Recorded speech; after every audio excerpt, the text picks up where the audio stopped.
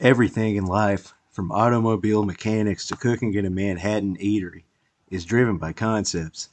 Eminem, one of hip hop's finest chefs when it comes to sublime lyrical wordplay, tends not to explain himself when it comes to the concepts and inner workings of his musical mind.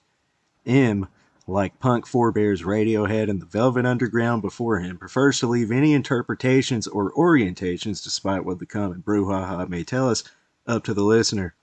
So the more astute of us who have counted ourselves proud stands for 25 years knew a kraken was lurking beneath the shores, and the hip hop equivalent to the salting of Carthage was upon us when Emmy found it necessary to explain to us all via X the meaning of what he terms the conceptual album.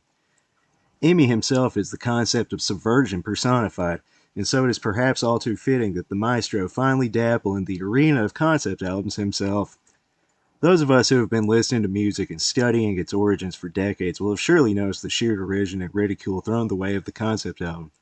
While surface level listeners might hear the word concept album and picture the bloated whales of the 70s, washed up on the beaches, wearing a disco suit and covered in cocaine, Amino's take on the entire concept of concept albums is more akin to if Moby Dick and Jaws were taking Panama City Beach by storm and were backed by a fleet of Viking ships and the most ruthless IDF soldiers.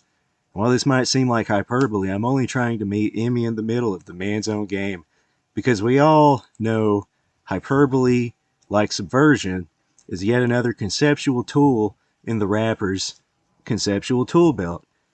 If Emmy could take rapping about spaghetti and Primus and sharing vulnerable tales of being bullied by schoolyard thugs, subvert these lyrical concepts and make them cool in the process, what's to stop the aging hip hop star from doing the same with the idea of the concept album?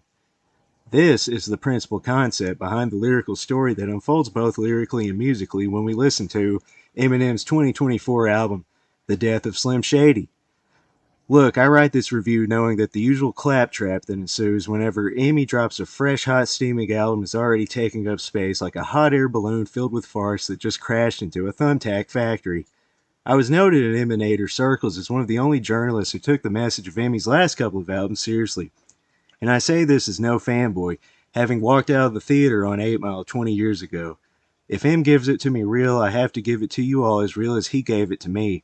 And believe me when I say the concepts explored on Kamikaze and Music to Get Murdered By were just tiny seeds that have now grown into big conceptual trees on Imster's new album. Speaking of claptrap, cancellation is one of the hottest topics on M's new release.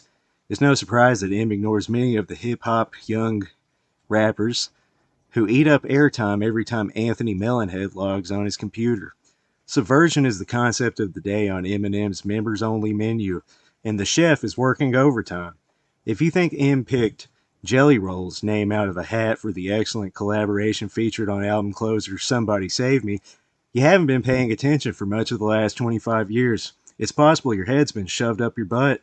M's entire goal was to subvert the uncool raps of guys like Jelly Roll and Post Malone through the act of subversion, and instead remind actual hip hop fanatics that all races are owed a seat at the table of hip hop. If white elitist hip hop fans gatekeep their own race from the halls of hop, how are we going to overcome the very divisions that made hip hop such a cultural and conceptual necessity for so many decades now? It's also no surprise M brings out what are possibly Jelly Roll's hottest bars yet, allowing the party country rapper to grapple with concepts typically not granted in a Kid Rock feature. It's funny how when I was a young Eminem head scouring GeoCities pages for any info I could glean about the famous rapper, it was the boomers who were chastising me, telling me I was better off with role models like Robert Redford and Paul Newman.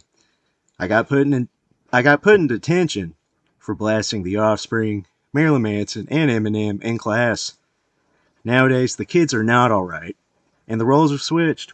Old folks my age understand Amy's conceptual message perfectly, while the new crop of hip hop babies are curled up in a corner crying like mom missed their cell phone bill again.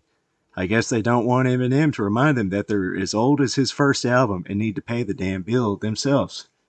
And listen, if I sound enthusiastic, it's because I am. M is pushing 70 years old and has revived the concept album medium with the most culturally and conceptually relevant concept album since Melancholy, or perhaps even The Wall. If you're trans, white, black, green, purple, gay, disabled. Well, you might need a diaper and a bottle. Johnson & Johnson needs to start opening new factories about 10 minutes ago because we're all going to need diapers and bottles after hearing the death of Slim Shady. I wouldn't have needed that disclaimer 10 years ago, but we're softer now. Ever notice Eminem calls his fans Stans? When the whole concept of holes is that Stanley Yelnats has to dig holes to build character.